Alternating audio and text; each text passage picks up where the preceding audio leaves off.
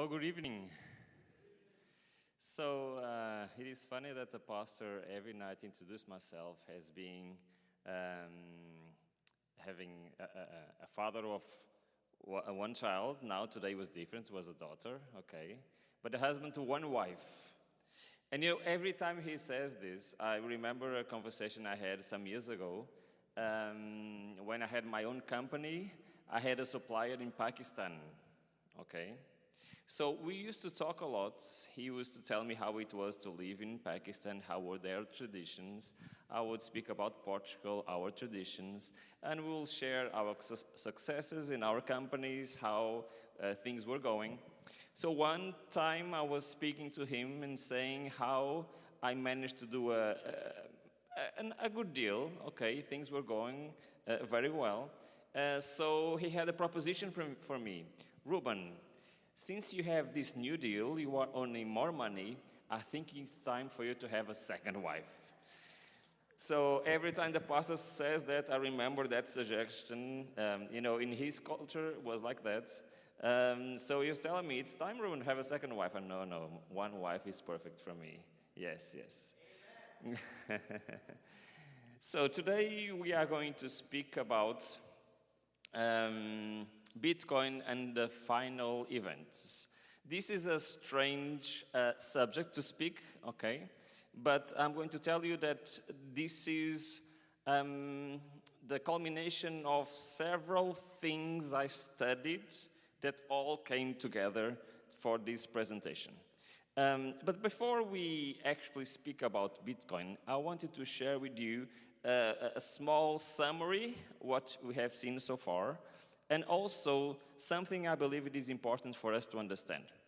So, we have seen that in the past there were a sequence of 5 laws throughout several centuries that determined each law became more difficult to keep God's law.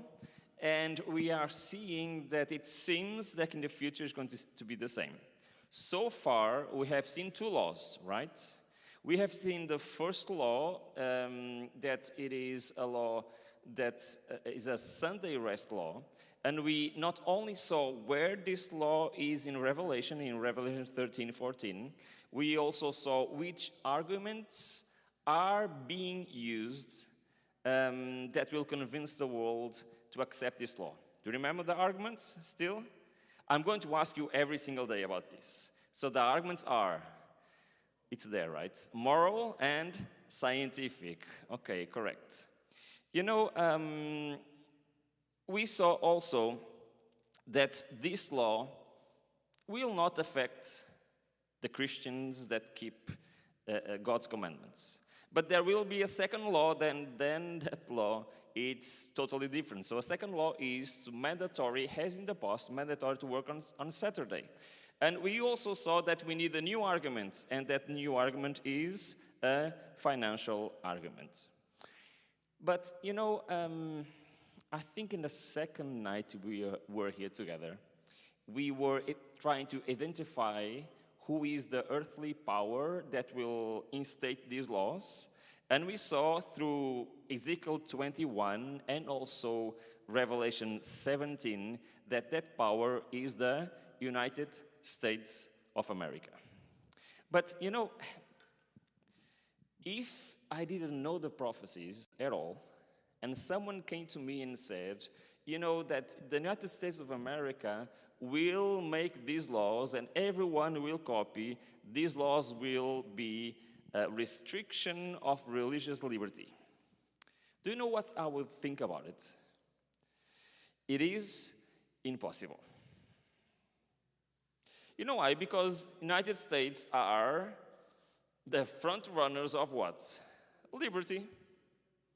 Freedom of religion, civil liberties. So how come this country is identified in the prophecy has been the one who's going to enact these laws? Is it hard to believe? I think to me it would be hard to believe.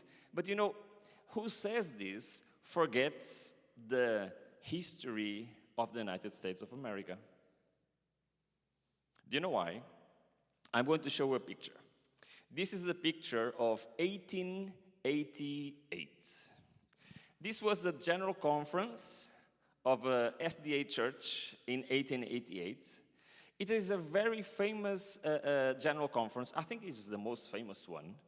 They were fighting about some doctrine issues, like the justification by faith and some issues about the prophecy. And it was a very important point. But many times we don't understand the context that was happening in the United States in 1888. Do you know why? Because a few years before, in 1882, some states declared that it was forbidden by law to work on Sundays. So this is an actual picture of a newspaper of 1882 that says, "The Sunday Law." Okay, so some states did it, but let me actually open a history book to see how this worked out. New York police took to the streets and with great zeal arrested 137 people from various violations of the new law of crimes against the person and against the public decency and good morals, also known as Sunday law.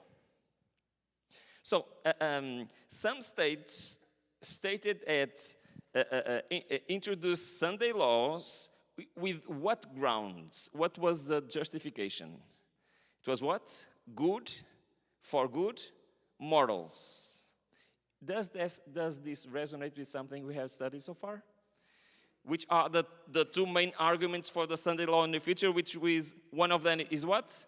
Moral arguments. It was exactly the same argument that was used 150 years ago for some states to determine the Sunday law. So is the Sunday law something new in the United States? It's not. It has happened before. So prophecy is not giving something new. It's such saying that what happened in the past is going to be repeated in the future. So to summarize what happened, this is a brief summary. In 1882, William White was arrested for working at a public house on Sunday.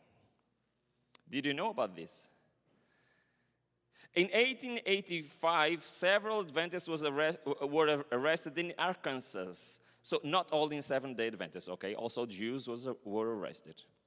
In 1888, the Sunday law expands more states and more Adventists are arrested. But, notice this is very important. May 21, 1888, the Senate passes the National Sunday Law. So something that began a few years before in some states, now in 1888, what happened? It was approved nationwide. The whole nation had a Sunday law. And it was in this context that the conference of 1888 happened. So, you know, being an Adventist in 1888 and knowing the prophecy, what do you think for them it was happening at that time? The final events were starting, okay? So this happened, and this episode actually gives us many lessons of what is going to happen in the future. So we are not going to lose much time with this, but you know, many times people ask me, Ruben, what do you think will be the Democrats or the Republicans that will instate these laws?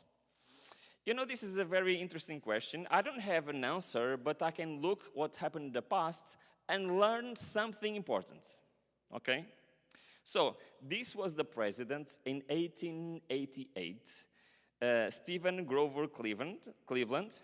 So, he was the president at that time. Do you think he was Republican or Democrat? Democrat, that is correct. He was Democrat, okay? And you know that he was Democrat, but he was not the man that instated the law. So this is the law. This is the law, and the bill, the name of the bill was the Blair Sunday Rest Bill. So the guy that came up with this idea and this bill was this guy.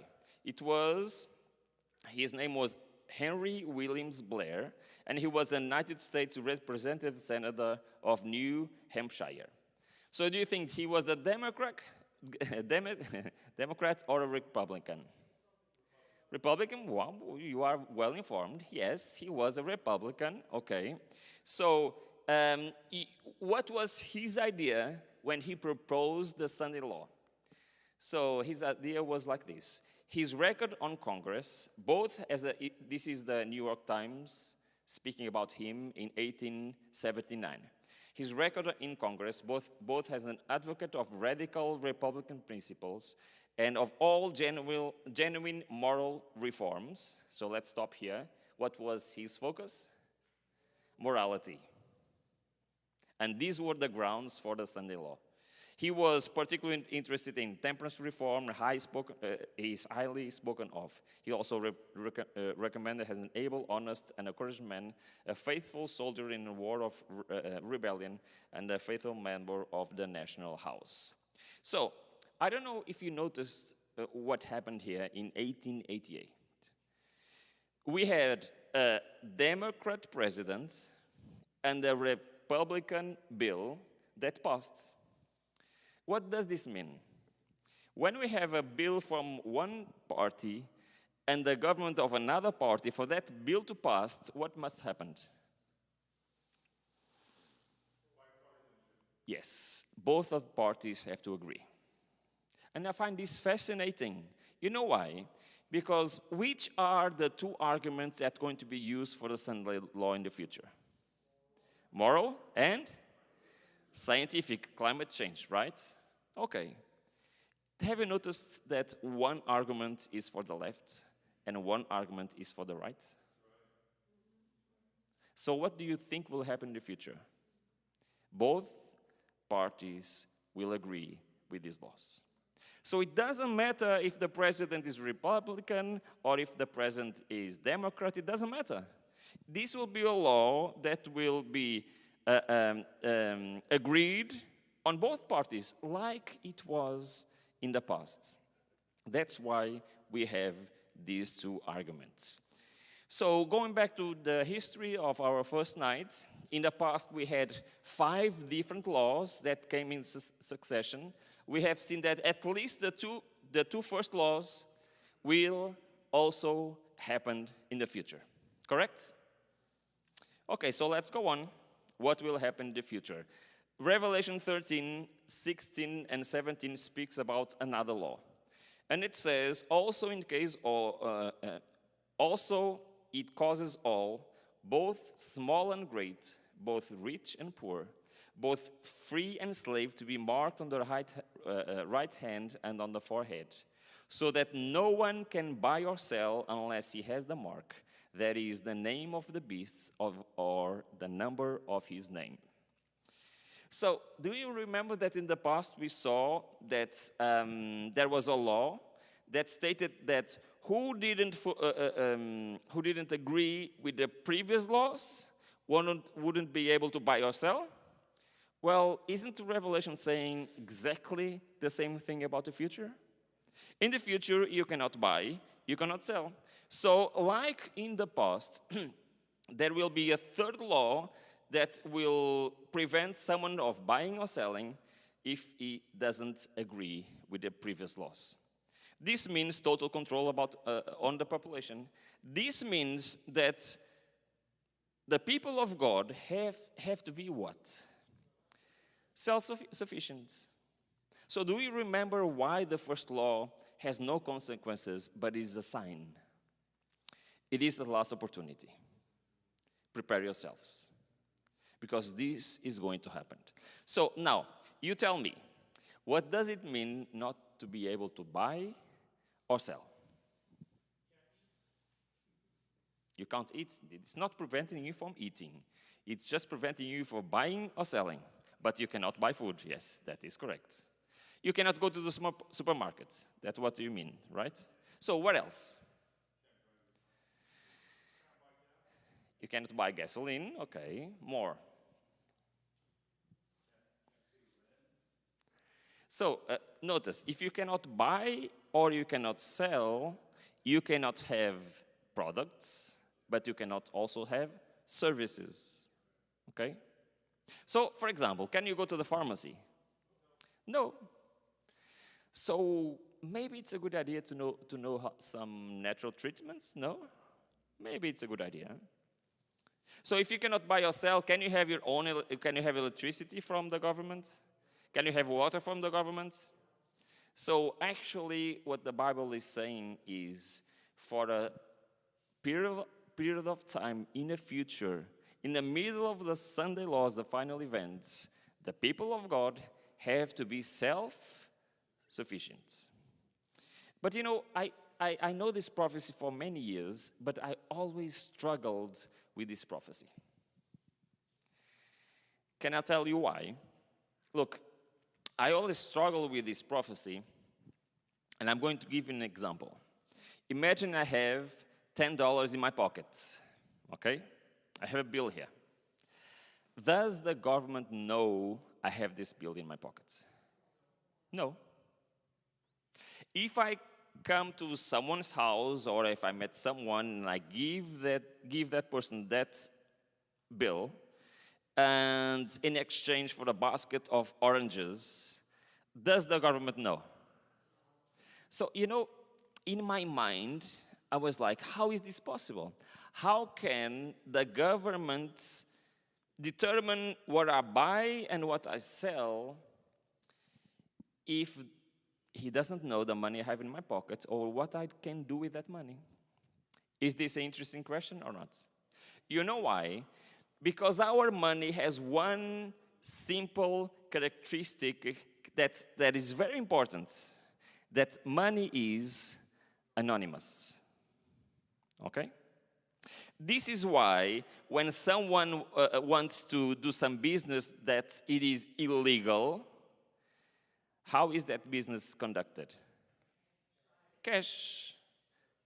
You know, one time, when I was in my company, one time someone, I think it was a neighbor, someone I knew, came to the warehouse, and I was called downstairs because he had a proposition for me.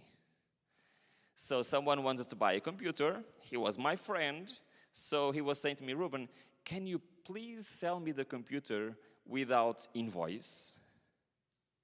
I was like, what? But why? I'm in the tight budget. I don't want to pay taxes. Is that possible? I was, no, sorry, we only sell with invoice. And he was saying, and his last argument was, but if you sell me without invoice, I will pay you in cash. So why was he proposing this to me? What he was saying to me is, don't worry, I'll pay you in cash, and the government will not know. So this is my problem with this prophecy, at least it was for many years. Because money is anonymous. And and someone, we don't know who, 15 years ago, after economic crisis, decided to make a new kind of money that will bring freedom to people. Not to depend on the banks, not to depend on the system. And that person created a cryptocurrency called Bitcoin. Have you heard about Bitcoin? Yes? Everyone, right? Okay, what is Bitcoin? Any ideas? Okay, do I have a specialist here? Cryptocurrency, yes.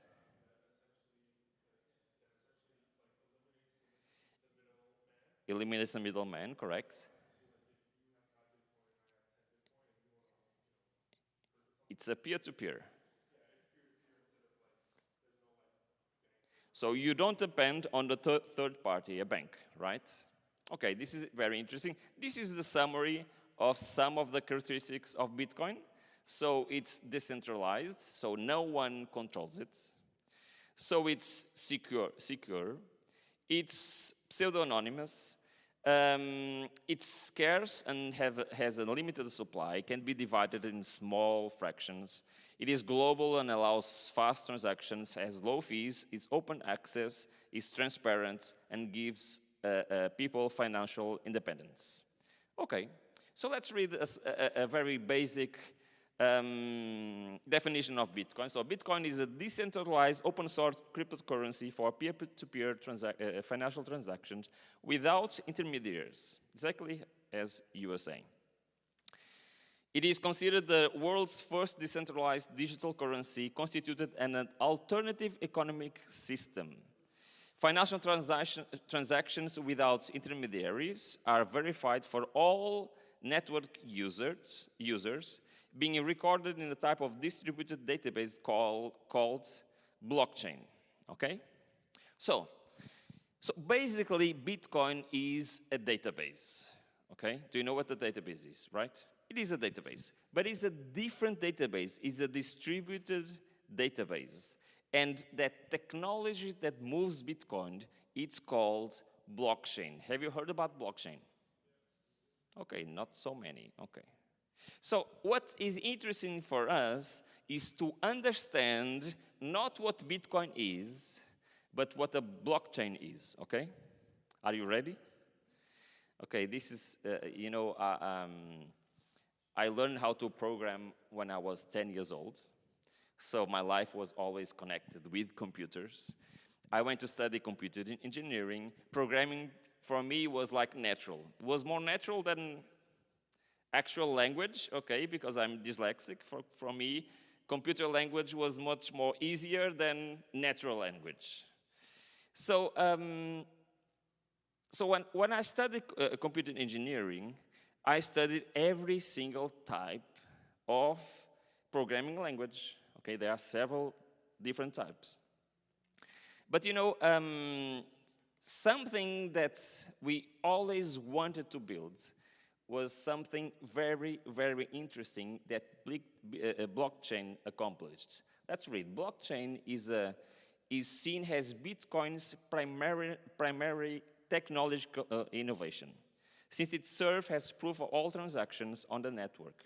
It is original designed as served as inspiration for the emergence of new cryptocurrencies and distributed databases. So what is blockchain? Blockchain is the engine behind Bitcoin. It is the database itself. I was born in 1979. And did you know that in 1979, databases already existed? This was a database in 1979. Do you remember those databases? Yes? So if you have a company, you needed to have a database like this.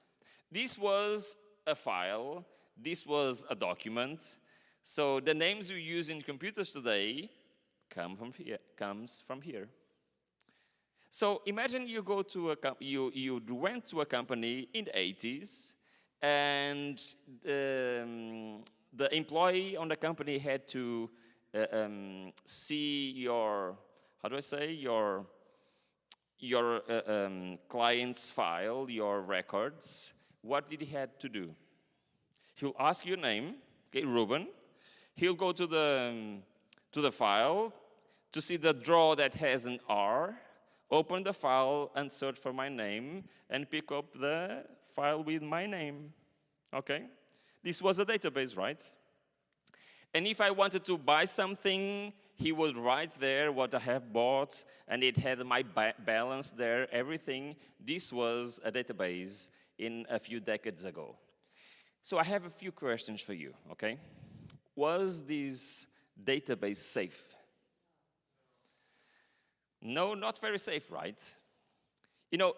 Imagine an employee with bad intentions, and he went without anyone seeing and erased some lines there or added some lines. Was it hard to find out? No. So this database was easily manipulated.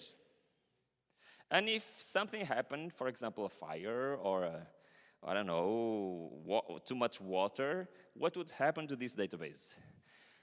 Total chaos, right? Total chaos. So this database was actually not very practical and not very safe. A seller that was in the street, how could he know what was on the client's file? He couldn't phone because cell phones were not invented yet.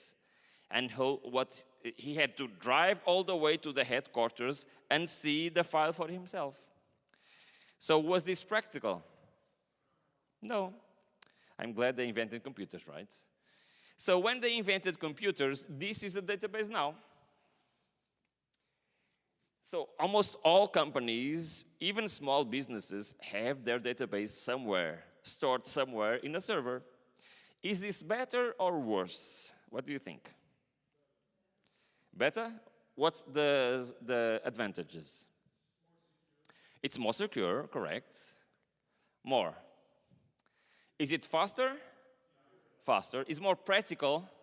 Can now a seller in his iPad or cell phone checks the balances of the clients while he's there?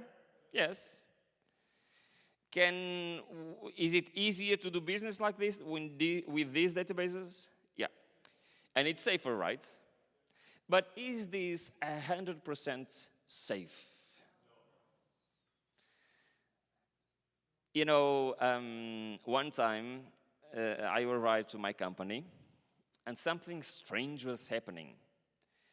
A new order would come, the payment email would come, but our balance on the payment network was not showing.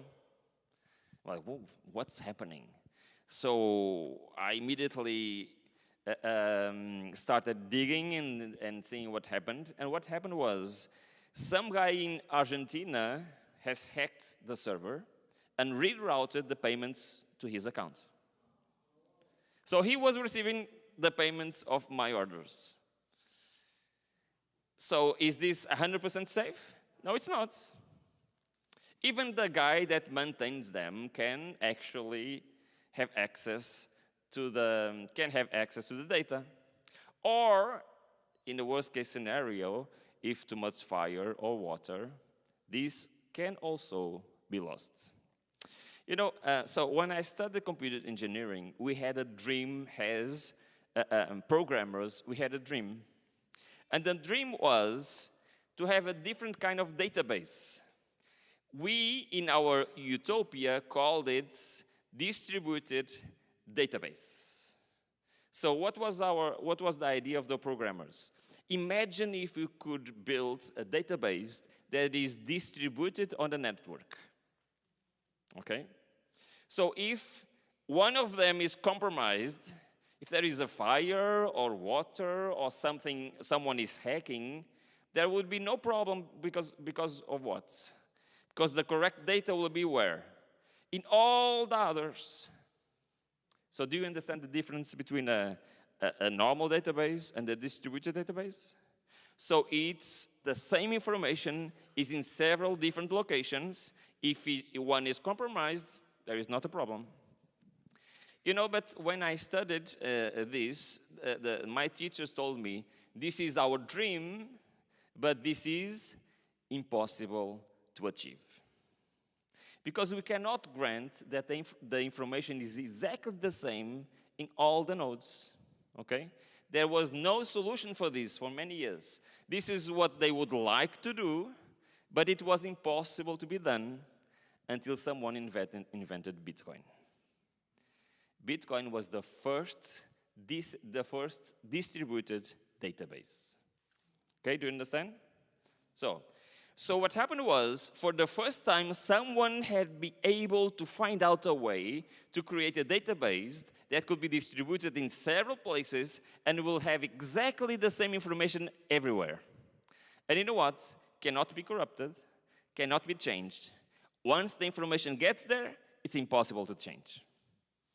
It was a revolution for the software programmers, okay? And slowly, it will change many important databases. Okay, important databases, if they are used on the blockchain, they are much much more powerful. So, blockchain is a type of distributed database that maintains a permanent and immutable record of transactions. So once a record is inserted on this database, it cannot be changed. Okay? The record cannot be changed. Every time a block is completed, a new one is generated. The blocks in the blockchain are linked to each other like a chain where each block contains a reference to the previous blocks. So, do you think this is an advantage? Again, a new revolution on databases? Yes or no? Yes. It's an amazing technology. You know, this technology is the one that allows something to be decentralized, secure, work with transparency, and can be auditable. It has very low costs, is trustworthy, integrity, and it is an improvement on data management. But it also has a new feature that all databases didn't have, is that it has the potential for innovation. Okay, what is this? You can actually pre-program default actions on this database. I'm going to give you an example to make this more clear. For example, in my country, if I want to buy a car, that car is on the name of the seller, right? And I need to pay him money, and the owner of the car has to be changed for him to me. Okay, for that, we need to go to the government agency that deals with this kind of situation, and we have to sign a few papers for the ownership of the car to go from him to me, and he has to grant that the money comes to him. Do you understand this or not? Yes? Okay. So the fact is, on the government database, on that car, which name is there written? It is the name of the seller. And now I want to buy the car, the name has to be my name. Okay? If the car's registration, the database, was in the blockchain, it can be programmed in such a way that I agree a value, I agree I will send the money from my address to his address, and automatically the registration name changes from him to me. Okay? Doesn't need the government, doesn't need anyone. We just insert, okay, this is the amount, we both agree, I send the money, automatically the car becomes in my name. And you cannot stop it. Once I send the money, it's done. It's in my name. So is this good or not? It's good. You cannot commit fraud. You cannot sell a car that is not yours. And once the money goes, it's in your name. It cannot be reversed. So this is the kind of things that the blockchain allows someone to do. You know, when Bitcoin started, the governments were not very impressed with Bitcoin. They didn't like it. But a few years later, they started looking to the technology, and they said, okay, this is kind of interesting, this technology. So about 170 countries already decided to do something with this new technology. And that something is called, I'm going to show it to you just now. I thought I have read this one. I'm just going to read this first. Blockchain is the shared ledger where you can't just record that A happened, but you can also record the service that says, if A happens, then B must follow automatically. It's the example I was talking about on the car. So what did the government say or find out that would be interesting? Would be interested to create a CBDC. Okay, it's a strange name. Now I'm going to ask you to raise your hand.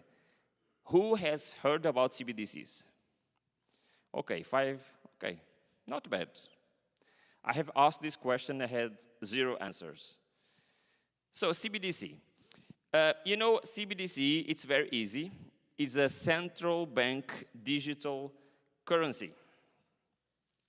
So it's a digital or electronic form of fiat currency. I'm going to stop here. Now listen, who was here yesterday can answer to this question. What is a fiat currency? Yes?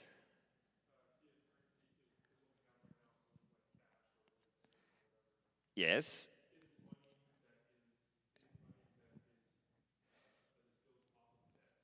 Yes, money built out of debt. It's not based in any intrinsic value. Very correct. Did you remember? Yesterday we studied this, okay? So imagine you have the fiat money, the money we have now, but instead of working normally as our money works now, it will work where? In a blockchain. This is a CBDC. Okay, interesting. So it's a fiat currency established as money through government regulation, law, or monetary authority. The current concept of this currency was directly inspired by what? By Bitcoin, okay? So we are not talking about Bitcoin anymore. We are talking about CBDCs, something the governments are interested in doing, but they got the idea where? On Bitcoin. Okay. So,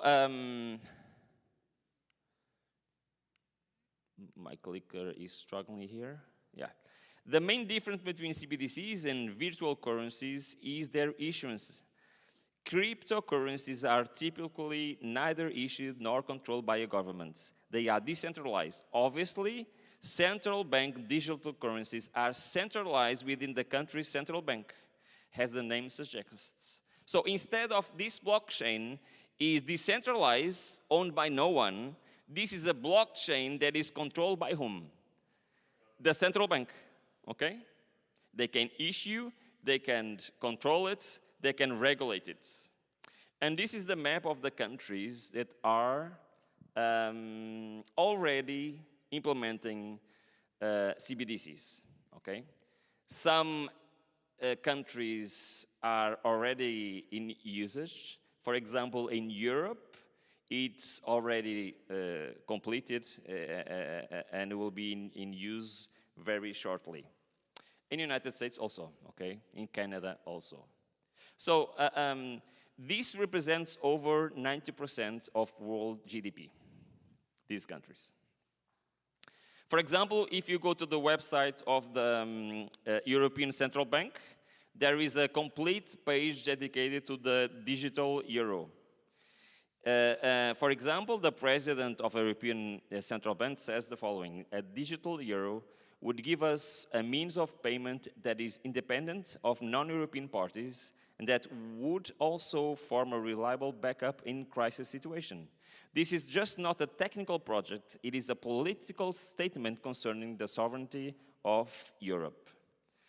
So you can go to the website, there are all the details of what they want to do. So the preparation phase ended in 2023 to 2025, and now it will be regulated this year to be issued in 2029. So the issuance of a central bank digital currency, it's exactly the term that they use. So what do we have, why are we speaking about CBDCs? Isn't there already digital money? Isn't our money, can't we use already digital money in our banks? Isn't it a number there somewhere? What is the difference? Well, current money is just an electronic record of balances in private banks. A CBDC is a programmable money.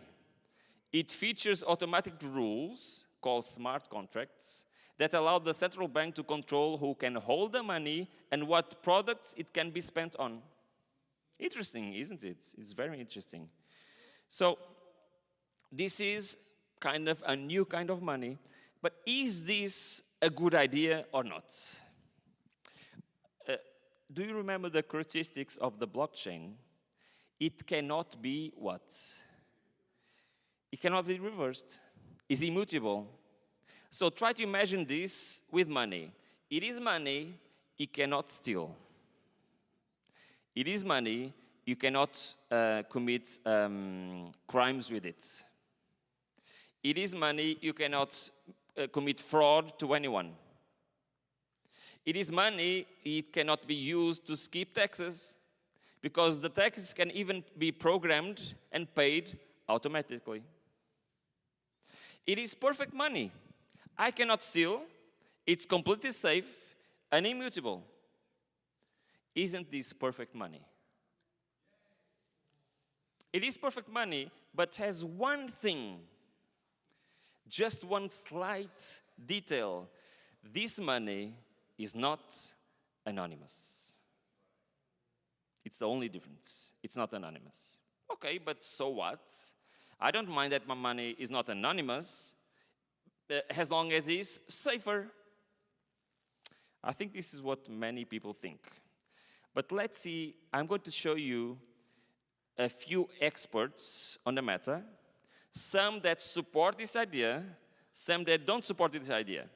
And please notice that these men have no clue about prophecies, okay? So for example, this is Bully.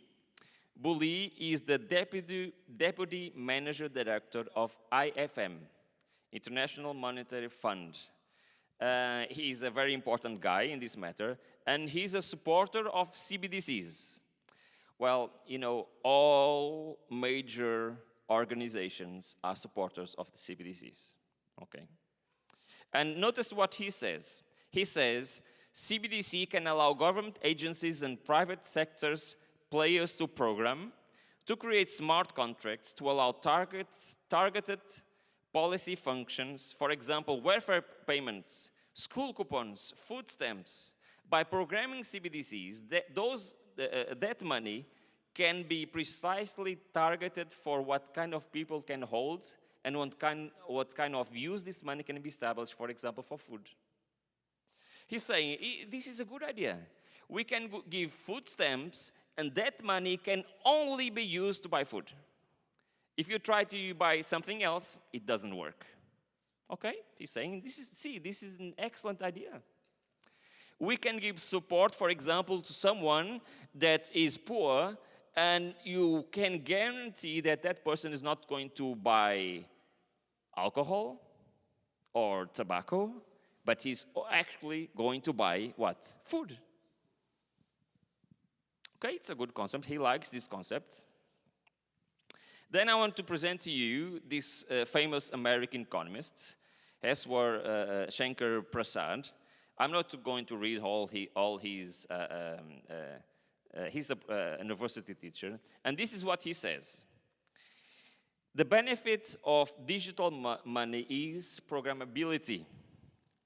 You could have a potential darker world. He's like thinking, well, this is a good idea, but maybe this could go wrong. He's just supposing. He said a darker world where government decides that units of central bank money can be used to purchase some things, but not other things that it deems less desirable, like, say, ammunition, drugs, pornography, or something of the sort. And that is the very powerful in terms of the use of a CBDC. So imagine money that you cannot buy drugs. You cannot commit illegalities. That's what he's saying. See, this is actually a good idea. The government can control this.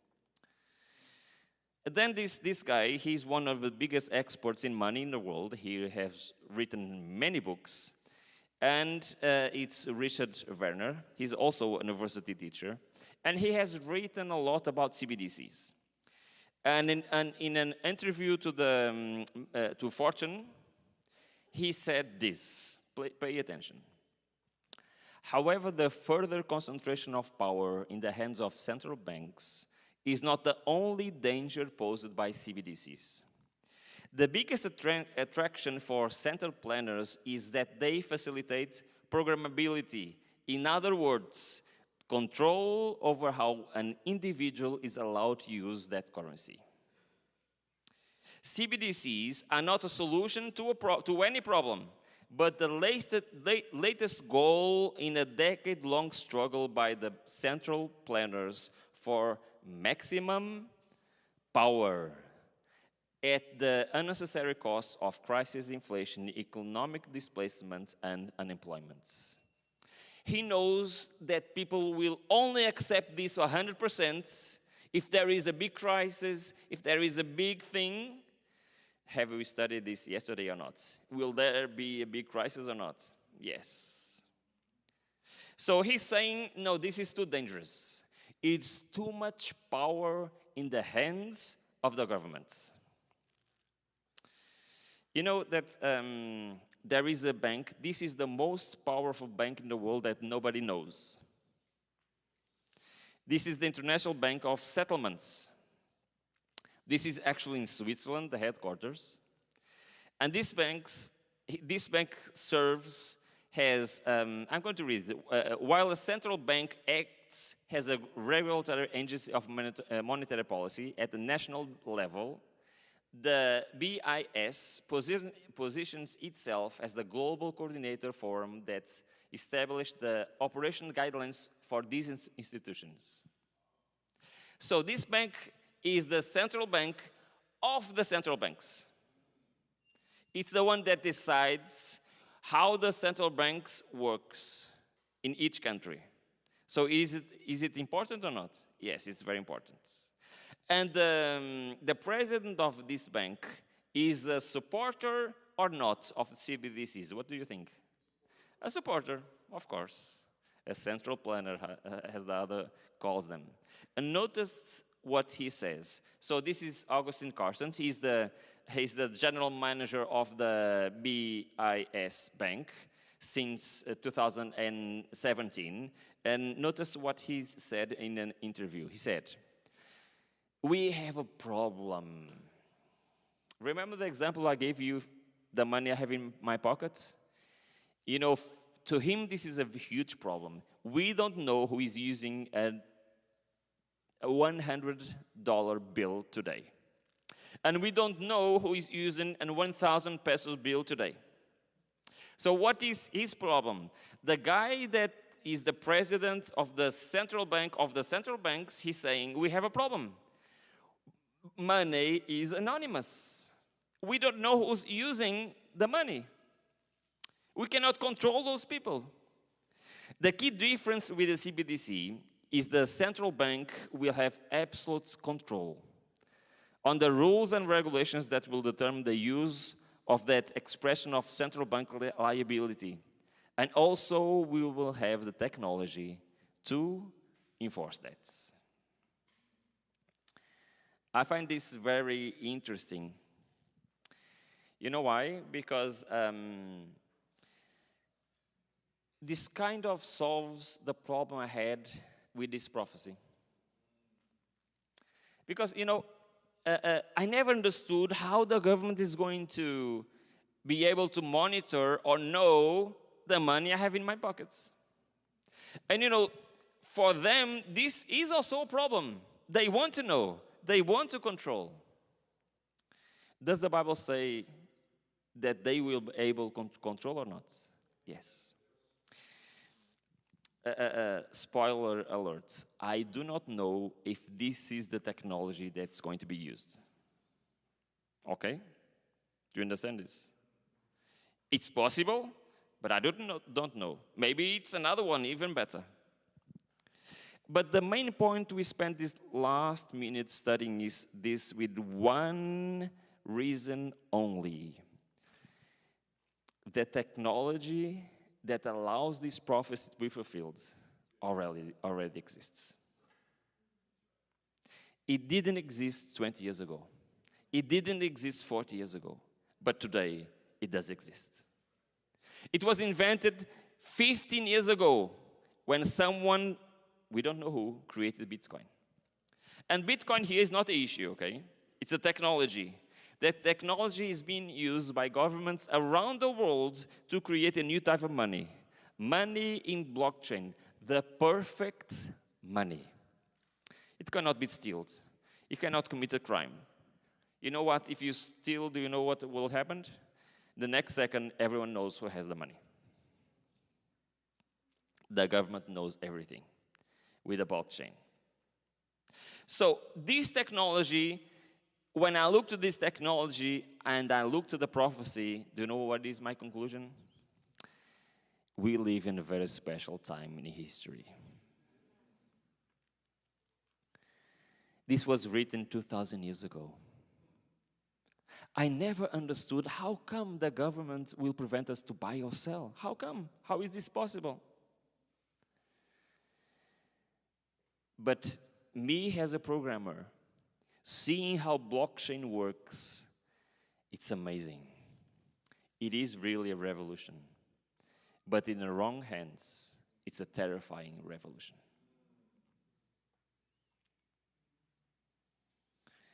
The technology that will allow the third Sunday law already exists. So I don't know if you remember what I said a few days ago. I said, please pay attention. The world is ready for the final events. The world is ready. You know, it's going to happen whatever, if I'm ready or not. I really love prophecy. It's amazing. Prophecy is amazing. But you know what? Prophecy teaches me always the same thing.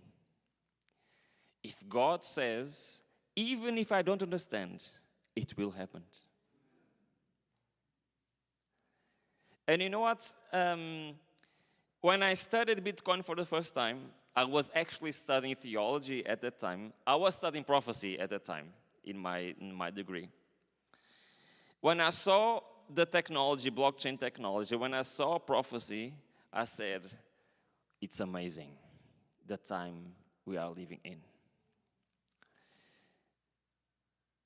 So I'm going to say the same thing I said in the last days. The world is ready. Am I ready? You know, but there's something I don't like when I preach about prophecy, you know. There are some people that get scared. What? I'm not going to be able to buy and sell? I'm not going to be able to have a cell phone? What about my internet? What am I going to do? No, Instagram. Well, I don't know exactly how it's going to be. I don't know. But one thing I can say, I look at the Bible and I never see reasons to be fearful. You know what God says to his people? And this is a promise. This is the last text of today. And my God will supply every need of yours according to his riches in glory in Christ Jesus. To our God and Father be glory forever and ever. Amen. Should be worried. I cannot buy. I cannot sell. What's going to happen to my life? You know, I don't know the details, but it is a detail I know. God will provide for his people. And that is enough for me. Happy are the ones that hear, that read, and that keep the words of this prophecy, Revelation 1:3. You know that God is telling us so many details on the final events, so many things that will happen, with only one purpose. He wants you by his side. You know that tomorrow we're going to see global warming and the final events. The Bible speaks about global warming. The Bible speaks exactly what's going to happen in the last years of this planet. And when the Bible speaks about difficult things, he speaks about difficult things because he doesn't want it to be a surprise for his people. He wants for his people to know exactly what's going to happen. He doesn't want for his people to say, what? I didn't know this was going to happen. No. He has given us every single detail. You know, why has God given us so many details about the future? because he loves his people. He wants his people to trust in him. He wants his people to see, I know exactly what's going to happen. And when it happens, do you know what his people will think? God is in control. But you know, there is one thing that God may not control. It is our hearts. We have to give that to him. And we are here in this planet for one reason only. We are born, and from the day we are born until the day we finish our history here in this planet, we have only one goal: to learn how to give our heart to Jesus. That's it. We focus in so many things. We focus on our work, on our family, and that's good. Nothing against that. Sometimes we focus in bad things also. But our main focus should be to give our hearts to Jesus, to trust in him, to allow him to work in us. Because no one that doesn't do this will be ready to the final events. I preach this subject not because it's my favorite. It is not my favorite. My favorite subject is the sanctuary. It's a spiritual connection with God. That's my main goal. That's what I like to preach. But I preach about prophecy because of this, because God gave us prophecy to strengthen, to make our faith stronger. That's the goal of prophecy. It's not to make us fearful. You know, there is only one reason that we can be scared about prophecy. It is if we don't like God, if we don't care about God, if we want to live our lives without God. But if you care about God, if you love God, the promises in the Bible will be real in our lives. Let's finish with a prayer. Dear Father in heaven, we have been looking to this world, and each day we see more and more that this world is ready for the final events. Each day that we study, we see that the world is ready. This is a calling from you, dear Father. You are calling us also to be ready. How can we prepare for the final events? The most important preparation is to give our hearts to you, is to trust you in all situations, is to know that you will take care of us. You will provide. Help us to do our part, and above all, help us to trust in you 100%. I ask you that you may bless us today that are here, the ones also that are watching at home. Bless us with your hope, with your faith. Help us in such a way, dear Father, that we will live our lives with our eyes on Jesus. We know, dear Father, that we have to work, we have to study, we have to do our things, but let's put the priorities in the right place. Help us to put you in first place, dear Father. And that every single day, we start the day with you, for you to be with us throughout the days. Help us every day to seek power and strength from you, dear Father. And help us to be instruments in your hands to spread your love to the ones that don't know your love, dear Father. So many people in this world still don't know you. And you need instruments. You need men and women that will take your love to them. Help us to be this instrument in your hands. This is all we ask in the name of Jesus. Amen.